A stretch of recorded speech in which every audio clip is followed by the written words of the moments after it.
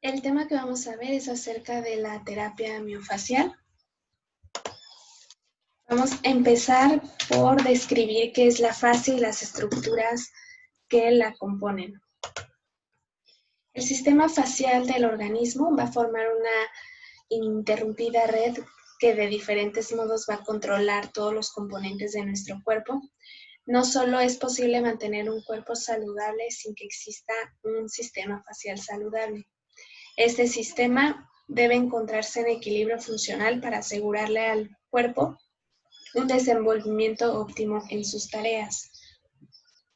Aquí podemos ver en la imagen cómo sería la estructura de una fascia si estuviera demasiado rígida, si estuviera demasiado flácida o demasiado débil, y pues el equilibrio que tendría si estuviera de una forma sana. Dentro de la definición, pues la fascia va a ser aquella aponeurosis o expansión aponeurótica. La aponeurosis es la membrana fibrosa blanca que va a ser de forma luciente y resistente y que va a servir de envoltura a los músculos para unirlos en partes de acuerdo a cómo se mueven. Dentro del tejido conectivo, pues va a ser el sostén derivado del mesodermo y va a estar formado por fibras conjuntivas, elásticas y pues componentes de células. La fascia pues es considerada una de las formas de tejido conectivo y es el más extenso del organismo. Lo que se cree que son las fascias es que son envolturas musculares con una función mecánica, que son láminas de separación en determinados músculos y que se encuentran solamente en espacios amplios de inserciones para determinados músculos, como el tensor de la fascia lata o los abdominales. Pero nuevos estudios pues han encontrado todavía más información acerca de la fascia. Las nuevas características es que tienen un recorrido continuo que envuelven todas las estructuras, tanto somáticas, viscerales y también las meninges. No solamente va a envolver todas las estructuras de nuestro cuerpo, sino que también las va a conectar entre sí, brindándoles soporte y una determinada forma. Va a organizar, separar, asegurar la protección y autonomía de cada músculo, de cada víscera, pero pues también va a reunir componentes corporales que se encuentran separados en unidades funcionales, lo cual va a establecer relaciones entre ellos, formando una especie ininterrumpida de comunicación corporal. Va a garantizar la disposición de los nervios, de los vasos linfáticos y de la función nutritiva en relación con la sangre y la linfa, convirtiéndose así en el sofisticado medio de transporte entre y a través de los sistemas del organismo. Entonces la fascia pues también nos va a ayudar a tener ese equilibrio en nuestro cuerpo, a que no se compensen los movimientos más de un lado que del otro. Va a tener pues relación tanto del sistema musculoesquelético, visceral, nervioso, para que pueda actuar y comunicarse entre ellos. Cada parte del músculo, cada una de las fibras y cada uno de los fascículos va a estar rodeada por la fascia. Estas fascias no están separadas una de otra, sino que se van a conectar entre sí o van a formar una sola fascia que va a envolver todo el recorrido de forma continua por medio de dobleces que van a permitir encerrar cada uno de los elementos anatómicos del cuerpo. Aquí podemos ver una imagen de cómo se vería la fascia. El sistema facial es considerado como una estructura unificadora, protectora y correctora del cuerpo. El sistema facial sano y equilibrado va a ser capaz de realizar un estiramiento libre y completo, además de que esté sincronizado, el cual consigue un mismo gasto o un mínimo gasto de energía. Entonces, pues también nos va a servir como corrección de determinadas o determinados momentos que nosotros estemos adquiriendo. Nos va a ayudar a que el gasto de energía al realizar cualquier actividad pues sea mínimo. Aquí nos ponen un ejemplo de una naranja, cómo es el componente de la pulpa, que en este caso sería como la fascia. O sea, aquí las estructuras pues van a verse como más completas, se ve como una armonía, un equilibrio entre ellas. ¿Y cómo sería una pulpa de una naranja sin pulpa o un cuerpo sin fascia? ¿Cómo se vería? Se observa como intacta, se observa como si no tuviera ningún movimiento o algo que le ayude a tener ese equilibrio. Entonces, lo mismo pasa con nuestro organismo.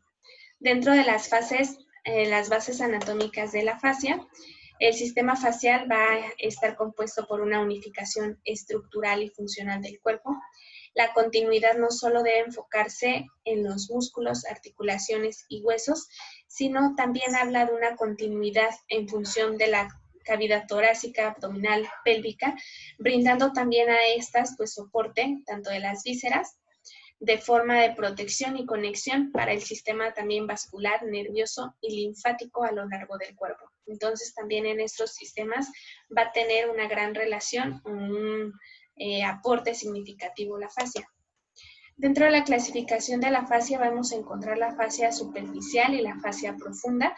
Dentro de la fascia superficial va a ser una densidad que va a variar de la región corporal en la que se esté estudiando.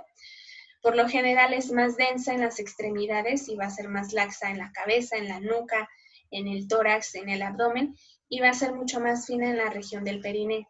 La fascia superficial se va a observar el fenómeno de la reunión, que esta es la capacidad de juntarse en un plano que convierte las láminas y los niveles que los rodean a determinadas estructuras en regiones funcionalmente unidas. Dentro de la fascia profunda, pues va a ser el tejido de integración estructural y funcional del organismo en ambos niveles, ya sea macroscópico o microscópico. Entonces aquí las conexiones van a estar a nivel muscular, a nivel visceral, intracraneal y también las conexiones que tienen que ver con los nervios o con cada víscera. Aquí lo vamos a conocer o identificar como miofascia, si hablamos de los músculos, viscerofascia, de las vísceras y de las meninges. Dentro de la fascia superficial, aquí todos los mecanismos o los caminos de interior del organismo van a conducir a la subdermis. Aquí en la subdermis es donde se encuentra la fascia superficial. Esta capa subcutánea no solamente va a ser depósito del tejido graso, como comúnmente lo conocemos, sino debido a la compleja estructura interna que tiene esta, pues también va a tener necesidades mecánicas, tanto en los vasos sanguíneos y nervios que podemos visualizar en esta capa. Aquí estos vasos sanguíneos, estos nervios van a estar protegidos por este sistema facial superficial, lo cual va a formar fuertes franjas protectoras hasta llevarlo a las capas más profundas y evitar algún tipo de desgarro o ante cualquier lesión, pues evitar cualquier desgarro de un vaso sanguíneo o de algún nervio. Dentro de la fascia superficial, pues va a estar adherida a la piel y va a atrapar también la grasa superficial de un espesor variable, pero va a depender de la región corporal. Las capas del sistema facial van a delimitar la profundidad del tejido adiposo también que se encuentre en esa región. El sistema facial superficial va a estar formado por una red que se extiende a lo largo del plano subdérmico hasta la fascia muscular. Este pues se va a componer de numerosas membranas horizontales de manera fina, separadas por cantidades variables de grasa, conectadas entre sí a través de septos nerviosos y del recorrido vertical u oblicuo de la dermis. Dentro de los factores de la fascia superficial hay 3. Encontramos el sexo, o sea que es diferente la distribución del sistema facial superficial de un hombre a una mujer. Una observación que podemos ver pues es en la región pectoral, que las mujeres pues tienen más acúmulo de grasa y del sistema facial. Dentro de la grasa acumulada pues va a ser diferentes en las personas que son delgadas a las personas que tienen un poquito más de peso. Aunque sean delgadas, pues de todos modos va a variar esa grasa acumulada. No sabemos en qué zonas guarden o reserven mayor cantidad de grasa. Dentro de las variantes de la región corporal, aquí menciona cuáles son las partes en las que se puede reservar un poco más de grasa. Por ejemplo, en adherencias en las áreas donde se encuentre al periósteo o a la miofascia tienden a formarse pequeños abultamientos o depósitos de grasa cerca de las axilas, de la región de la espalda, es donde podemos encontrar mayor cantidad de grasa.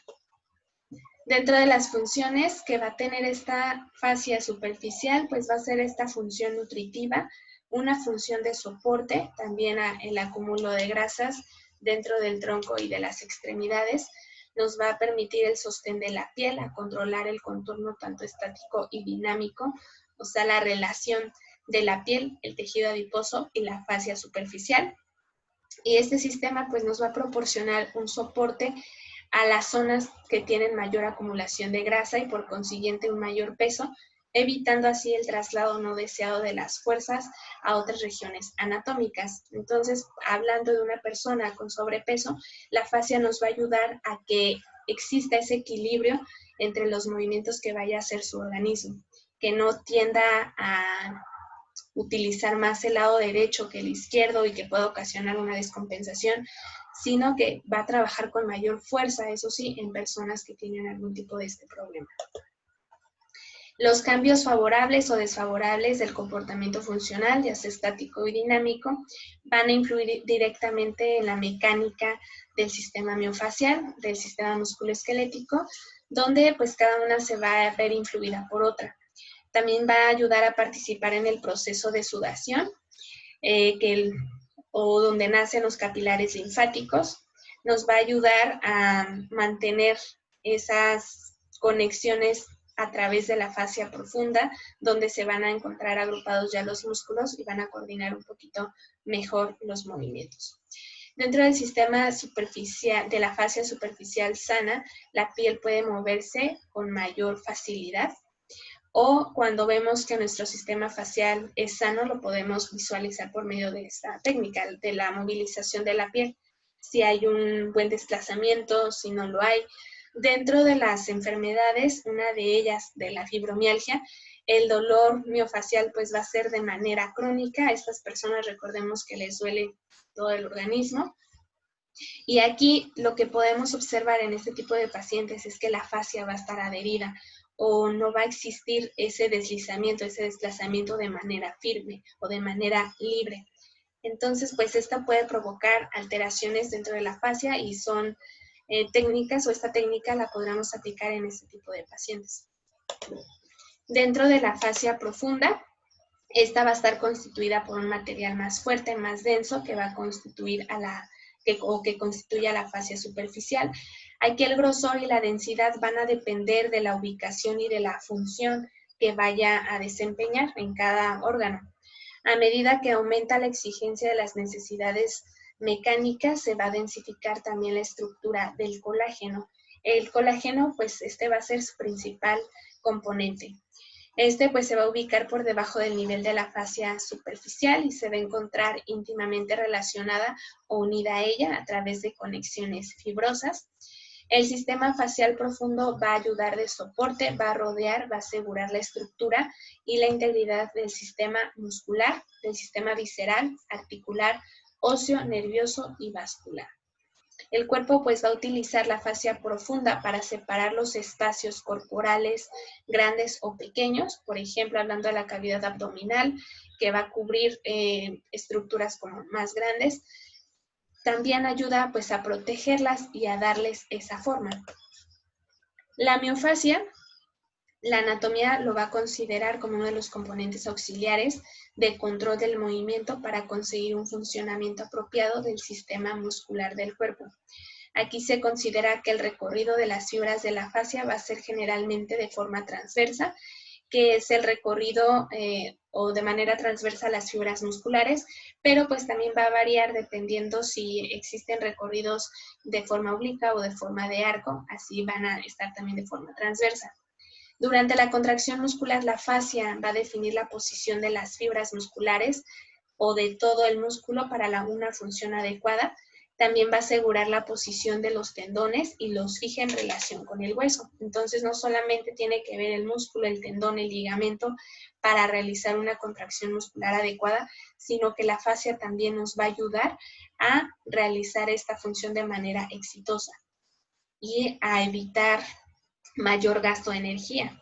Se debe considerar que no solamente cada músculo del cuerpo va a estar rodeado por la fascia, sino que también están rodeadas todos los componentes que que existen con ellos, hablando de las fibras o hablando de los haces musculares.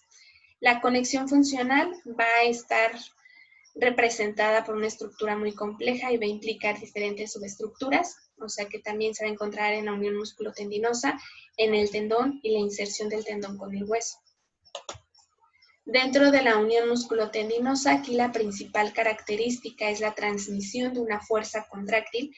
Aquí pues este va a ser un componente muy especializado porque forma microestructuras conformadas de acuerdo a las necesidades mecánicas del aparato locomotor en determinada región corporal. Aquí las membranas celulares van a formar un componente importante de las fibras musculares y también extracelulares del tejido conectivo. Aquí las propiedades mecánicas de elasticidad y viscosidad nos van a permitir el grado de transmisión de energía mecánica a través de esta unión. Entonces, la principal función de la fascia dentro de la unión musculotendinosa pues es esta fuerza contráctil. Dentro del tendón, pues la principal función del tendón es transmitir la fuerza generada por los músculos para mover la articulación. Aquí la diferencia de la estructura facial del vientre muscular y de la porción del tendón va a ser la densidad y la organización en la que se encuentre el colágeno. Aquí las fibras del colágeno del tendón son muy densas y van a estar orientadas de forma paralela, pero estas pueden cambiar su orientación a lo largo de cualquier recorrido, colocándose o acomodándose en diferentes ángulos, pero siempre respondiendo a los requerimientos mecánicos que vaya a demandar el movimiento. Esto va a hacer que el tendón tenga más fuerza de tensión en todos los tejidos del cuerpo. Esto permite también que pueda realizar actividades que son imposibles realizar por el músculo, a realizar un trabajo cíclico sin tener tanto gasto metabólico, a cortarse dependiendo la velocidad, o dependiendo el periodo de tiempo, o superar la capacidad del músculo de manera activa. El tendón también puede actuar dentro de un mecanismo de conservación de energía durante algunas actividades y también nos ayuda a incrementar la potencia en otras actividades. Al funcionar bajo los principios del mecanismo de la conservación de la energía, pues va a ser capaz de acumular la energía elástica, controlando el desempeño mecánico correcto de los músculos. Dentro de la inserción del tendón con el hueso, aquí la principal característica es disipar las fuerzas tensiles y reducir al mínimo la concentración de estrés mecánico. Lo va a dividir aquí en 4 zonas. Dentro de la zona 1, pues va a consistir en que el tendón se compone principalmente de fibras de colágeno tipo 1. La zona 2 pues va a estar formado por fibrocartílago. La zona 3 se va a caracterizar por el cartílago mineralizado, o sea que va a presenciar los depósitos de minerales que van a rodear este colágeno. Dentro de la zona 4 pues va a estar representada por el hueso. En ella aquí las fibras de colágeno se van a insertar con el colágeno de la matriz ósea, a nivel que exista alguna separación o que no exista ninguna separación entre ellas. El periósteo también va a tener 2 niveles, que es de manera superficial, va a tener la parte fibrosa y en la parte profunda va a ser osteogénico, integrado por el hueso. Aquí en la región de la inserción del tendón con el periósteo es un lugar donde se producen muchas lesiones. Esto se observa o es principalmente por la inmadurez ósea, lo cual produce una rápida remodelación de esta unión. Este tipo de lesiones pues lo podemos ver en personas jóvenes o en niños donde existe todavía ese crecimiento, esa madurez. Dentro del tejido conectivo intramuscular pues va a ser la división del músculo en fascículos que nos van a ayudar para un correcto desenvolvimiento mecánico. Esta división pues va a estar determinada por el tejido conectivo intramuscular, que se va a componer de las membranas que cubren los elementos básicos de esta estructura y que al momento de integrarse forman una unidad de cualquier tipo que van a ayudar a la buena actividad de las fibras musculares. Encontramos aquí pues el endomicio, perimicio y epimicio. El endomicio sabemos que es aquel que rodea cada una de las células musculares que se conectan con las células adyacentes y forman una unidad. El perimicio pues va a cubrir las haces de fibras musculares uniéndolas en forma de tejido conectivo más abundante que el músculo. El epimicio pues es la tercera envoltura y pues va a ser aquel que va a envolver todo el músculo. Aquí podemos ver cómo sería esta imagen de las fibras del epimicio, perimicio, endomicio, la parte del tendón, cómo van a estar clasificadas cada una. El perimicio pues va a ser considerado el elemento del tejido intramuscular conectivo más importante para el funcionamiento de diferentes músculos. De acuerdo a la morfología de esta red, es de manera cambiante y va a variar entre un músculo y el otro por la orientación de las fibras de colágeno. El perimicio va a definir los planos de deslizamiento indispensables para los músculos y va a hacer que cambien de forma durante el trabajo. La estructura tensil del perimicio es más fácilmente deformable y las otras propiedades van a permitir que el diámetro y la longitud de las fibras musculares en el proceso de contracción y relajación sean diferentes. Puede ser que se acorten, puede ser que se alarguen.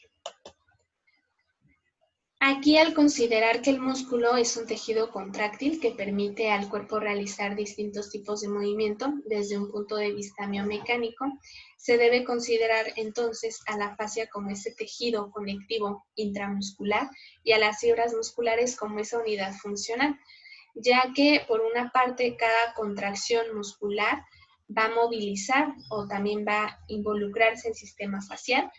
Durante cada restricción del sistema facial, pues también va a afectar el funcionamiento correcto del sistema muscular. O sea que van a estar estos dos muy de la mano ante cualquier lesión, ante cualquier movimiento que vayan a realizar. Entonces aquí sería la unidad funcional la miofascia. Dentro de la viscerofascia, no solo los músculos son los que están rodeados por fascia, sino que también las vísceras, como los vasos sanguíneos, las vísceras, los nervios y los huesos. La relación del sistema miofacial y viscerofacial va a ser como la relación que tienen los músculos con ciertas vísceras y donde también podemos identificar diversos diagnósticos para saber si es un problema muscular o es un problema visceral el que tiene el paciente. Por ejemplo, el músculo psoas se va a relacionar en la parte superior con el diafragma y con el saco pleural, y en la parte inferior va a cruzar con el psoas derecho, con el ilion, y el psoas izquierdo va a tener que ver con el colon. Entonces aquí podemos diferenciar a ver si tiene un paciente algún problema en el colon o alguna alteración en la respiración. Puede ser que sea por los músculos o por la fascia que los rodea a todos ellos. Otro ejemplo sería el músculo cuadrado lumbar que se encuentra detrás del colon, con los riñones, el psoas y el diafragma. Todas estas estructuras pues van a estar colocadas en la fascia toracolumbar y se encuentran en la parte posterior del cuerpo. Entonces, a veces llegan los pacientes con un problema, un dolor lumbar, pero resulta que tienen un problema en los riñones. O es un problema en los riñones y ellos piensan que es una lumbalgia. Entonces, también nos ayuda a identificar.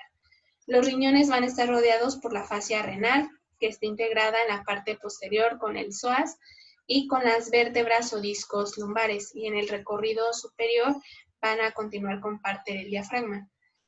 El colon ascendente va a estar cubierto por el peritoneo, excepto la superficie posterior, donde se va a conectar con el tejido areolar y la fascia ilíaca y el ligamento iliolumbar. En la parte superior va a tener una conexión con el colon ascendente y el diafragma, y las demás expansiones van a ir hacia la parte renal.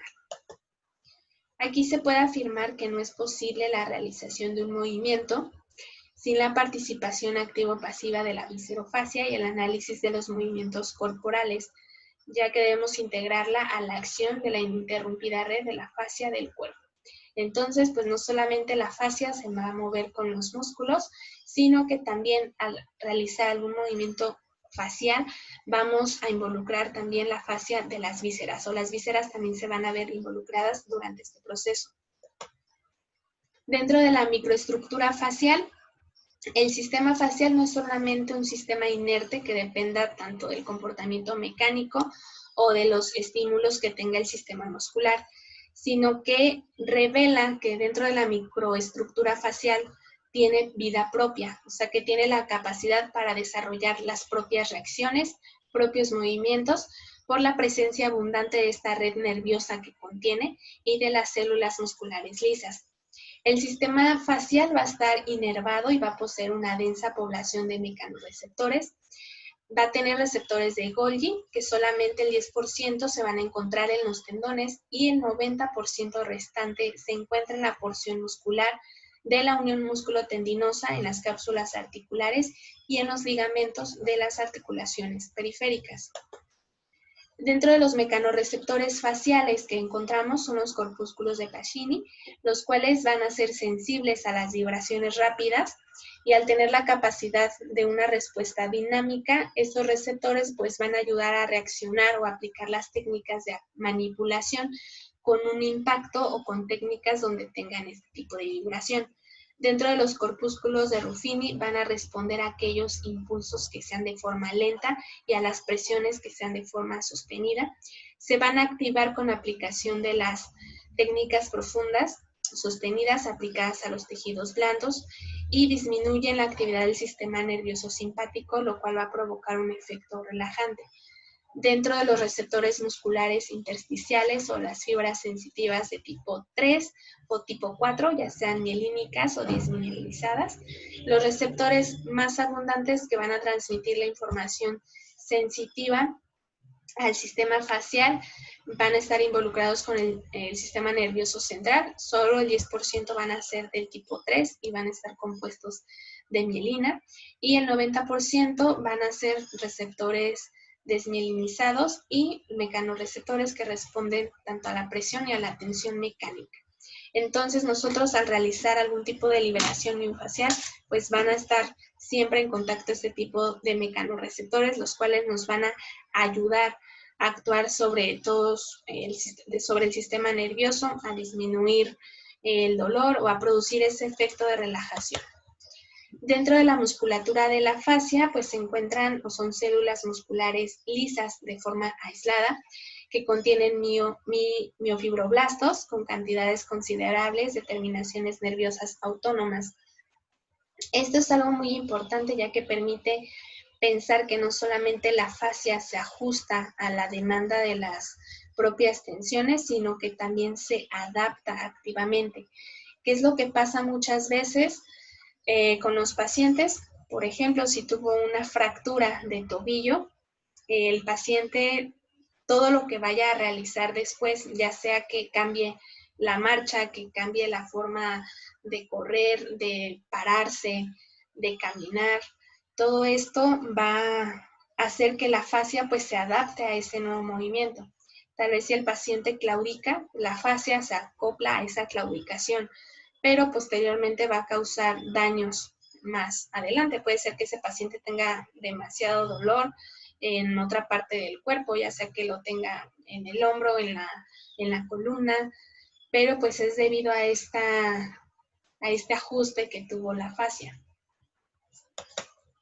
Dentro de las fibras nerviosas mielínicas y amielínicas y terminaciones nerviosas sensitivas intrafaciales, en la fascia también podemos encontrar receptores de dolor. Estas fibras nerviosas fueron halladas en diferentes orificios y los receptores podrían ser los responsables de varios tipos de sensaciones dolorosas que vienen de origen miofascial, ya que tienen una estrecha relación con el sistema nervioso autónomo. Este es un estudio que realizaron y donde encontraron todas estas características que encontramos en la fascia. Por eso les mencionaba mucho que en la fibromialgia sí podemos aplicar este tipo de técnica, porque más que nada es como ese dolor miofascial que ellos tienen en todo el cuerpo. Entonces, con estas técnicas lograríamos liberarlas. La presencia de numerosos receptores del sistema facial, incluyendo los receptores de dolor, se pueden enfocar a la investigación del dolor relacionado con la fibromialgia. No solo al dolor registrado por los receptores ubicados del músculo, sino que también que vayan directamente hacia la fascia. De esta forma, los procedimientos terapéuticos se pueden enfocar a tratamientos del sistema facial, de los cuales pueden tener un valor reconocido hasta ahora. ¿Qué pasa con los pacientes con fibromialgia? Pues nada más vamos a ver, ¿o qué le duele? ¿O le duele en los hombros, o le duele la columna, le duelen las rodillas, o le duelen los pies? O sea, ahí andamos viendo qué es lo que vamos a tratarle, porque a veces no se puede tratar todo el cuerpo. Entonces, a veces más que nada, antes de dirigirnos a una cuestión muscular, podemos enfocarnos a una cuestión más de la fascia, donde podemos incorporar pues todos los músculos y lograr pues esta disminución de dolor a nivel de todo el cuerpo. Dentro de los compartimientos faciales, aquí podemos ver diversos cortes de cómo se encuentra esta estructura facial, o de cómo cubren a los músculos, los vasos sanguíneos, cómo cubren los nervios, y podemos visualizar que cada una de estas estructuras pues va a tener como su propia bolsita, o va a estar rodeado de esa fascia. Aquí podemos ver esta imagen, la parte de verde pues es toda la fascia, aquí es un corte transversal de la región axilar. Aquí vemos un corte transversal a nivel del brazo, también cómo es que la fascia va a ir agrupando todos estos músculos. Aquí vemos un corte transversal a nivel del antebrazo. Aquí igual vemos un corte transversal a nivel del músculo. Aquí un corte transversal a nivel de la pierna. Aquí a nivel del pie. Y aquí a nivel de la cervical número 6. Aquí a nivel abdominal.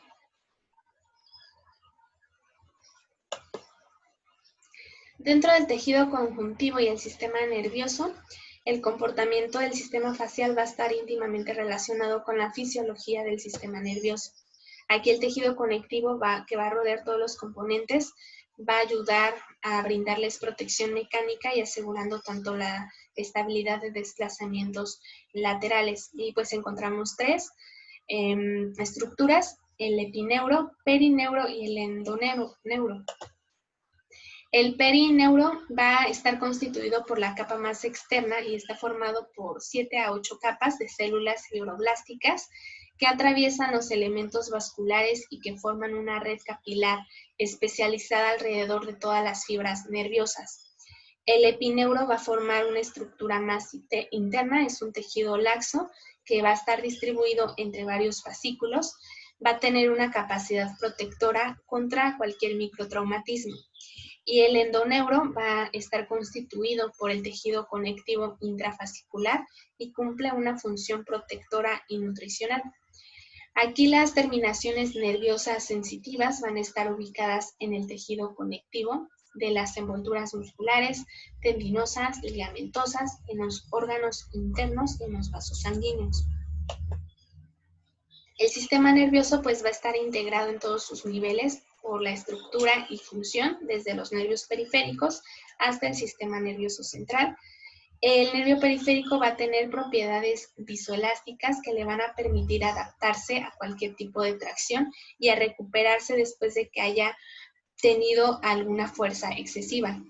La continuidad funcional del tejido conectivo va a estar presente en diferentes formas de todo el sistema nervioso del cuerpo. Hay una continuidad dentro de la conductividad, o sea que cada impulso eléctrico iniciado en los segmentos distales pues va a ser detectado a nivel del sistema nervioso central. Dentro de la transmisión de las tensiones y las fuerzas mecánicas a lo largo del recorrido del sistema nervioso, este va a ser de manera muy sensible o va a estar muy sensible a los cambios tanto de intensidad de los impulsos como la sobrecarga mecánica. Y dentro de las meninges, pues vamos a encontrar la dura madre, que es la que está formada por un tejido fibroso de manera resistente y que constituye la estructura externa. En su estructura predominan fibras tanto de colágeno, fibras de elastina, y que están distribuidas pues a lo largo de varios niveles.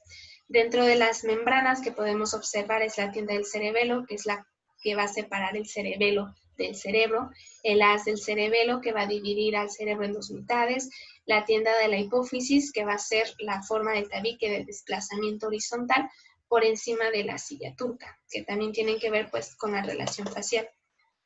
La pia madre pues va a ser esta capa interna que va a contornear el cerebro y la médula espinal aplicándose íntimamente sobre las superficies. Esta va a estar formada por tejido conectivo que va a envolver la raíz nerviosa y la va a acompañar hasta el agujero intervertebral. La aracnoides pues va a ser la parte delicada entre las dos membranas anteriores, va a estar acompañada de la pia madre hasta el agujero intervertebral y va a formar el espacio subaracnoideo donde circula el líquido cefalorraquídeo. Entonces, como conclusión de las interconexiones del sistema facial, pueden alcanzar a todos los componentes y sistemas del cuerpo. Este análisis nos va a llevar a tener un completo sistema de conexión entre el cuerpo y basado en la integración del sistema facial, donde nos permite una conexión y comunicación entre diferentes niveles funcionales de distintos tejidos y cómo la transmisión de impulsos, información, integración e interacción entre ellos. Entonces podemos ver aquí en la imagen el tejido conectivo o el tejido que se encuentra en el sistema nervioso central y la relación con el sistema miofacial, el sistema osteoarticular, el sistema viscerofacial y el sistema nervioso. Toda la interacción que estos van a tener al realizar cualquier movimiento, al tener cualquier tipo de lesión. Últimamente las incidencias en las tendinopatías han aumentado al doble de los últimos 10 años a raíz del incremento de la popularidad de ciertos ejercicios que practican las personas. Entonces, pues normalmente estas dejan secuelas. La fascia pues se adapta a estos nuevos movimientos, lo cual puede ocasionar más adelante problemas o compensaciones dentro del organismo de cada cuerpo. Entonces es necesario identificar cada una de las lesiones que pueden tener los pacientes para ver si es un candidato a la aplicación de este tipo de técnica. Sería todo. Gracias.